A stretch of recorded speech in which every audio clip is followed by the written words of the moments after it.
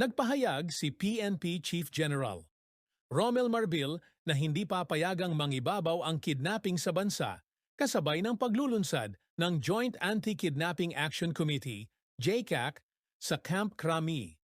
Ayon kay Marbil, ang krimeng ito ay hindi lang sanhi ng kasakiman kundi ng takot, kaya't pinipili ng PNP ang tapang, pagtutulungan at kaligtasan ng mamamayan. Layunin ng JCAC na palakasin ang intelihensya, pabilisin ang aksyon at tugon, at masigurong matibay ang mga kaso laban sa mga kidnapper. Ipinunto ni Marbil ang hamon sa pagsubaybay gamit ang CCTV at cryptocurrency. Pinamumunuan ni Lieutenant General Edgar Allan Ocubo ang committee. Ayon kay Marbil, lalong nagiging komplikado ang mga kaso ng kidnapping, kaya't kailangang tugunan ito ng mas maigting na aksyon. Salamat sa panonood. Huwag kalimutang i-like, i-share at mag-follow.